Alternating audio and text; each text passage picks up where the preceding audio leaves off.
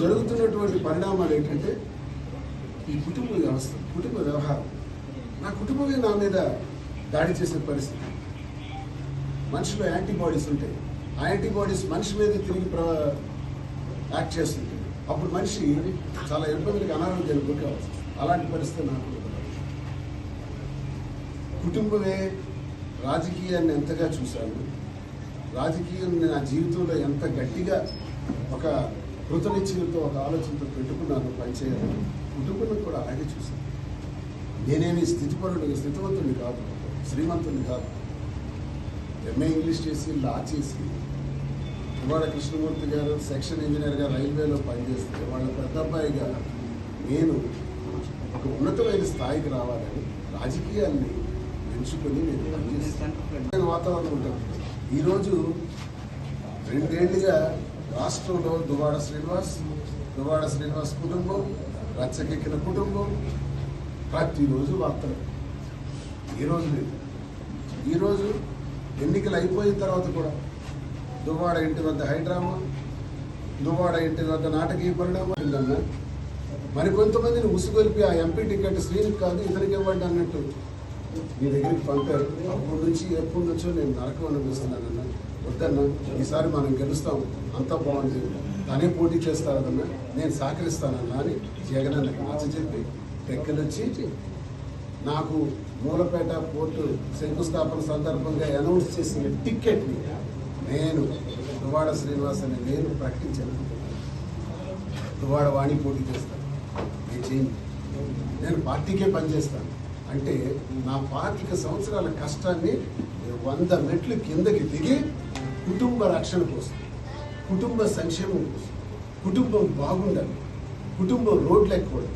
సరే తను ఆశపడుతుంది, తను అవని, నేనైతే ఏంటి తనైతే ఏంటి అనుకున్నాను తప్ప, అలా అనుకోని వాడిని అయితే నేను టికెట్ జగనన్న కన్విన్స్ చేస్తానా? నేను వచ్చి దువ్వాడ వాణియే పోటీ చేస్తుందని అనౌన్స్ చేస్తాను. బాగున్నప్పుడు ఎలా ఉన్నానో ఆర్థిక ఇబ్బందులకి ఎదుర్కొనే సందర్భంలో కూడా అలాగే చూశాను. నా సమస్య, నా కష్టాన్ని, నా బాధని తాకని వల్ల చూసుకుంటూ ఇద్దరు కుమార్తెలు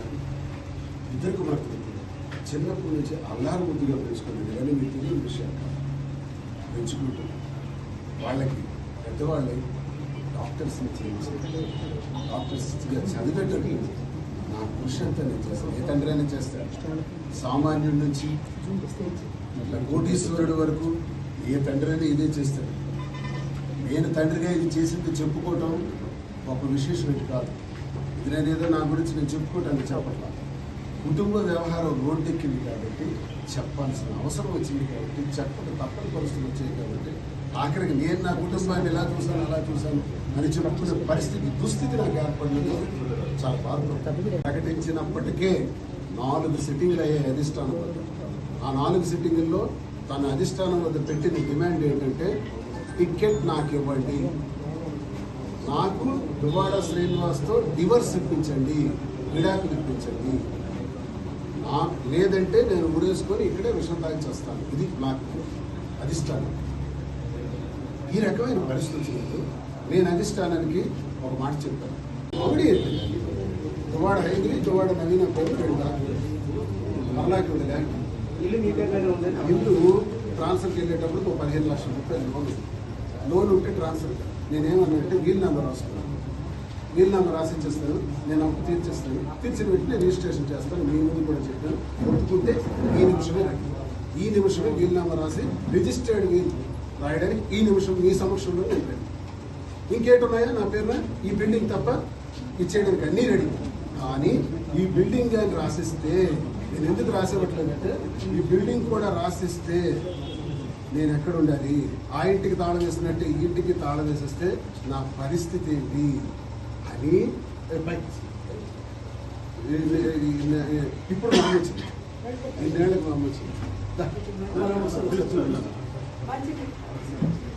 ఇలా కష్టంలో ఉన్నప్పుడే మా వస్తుంది. నేను సుఖంగా ఉన్నప్పుడు నా కొడుకు బాగున్నాడు. 30 ఏళ్ళలో ఒక్కరోజు టెక్కల్లో ఆ నివాసంలో అడుగు పెట్టాను.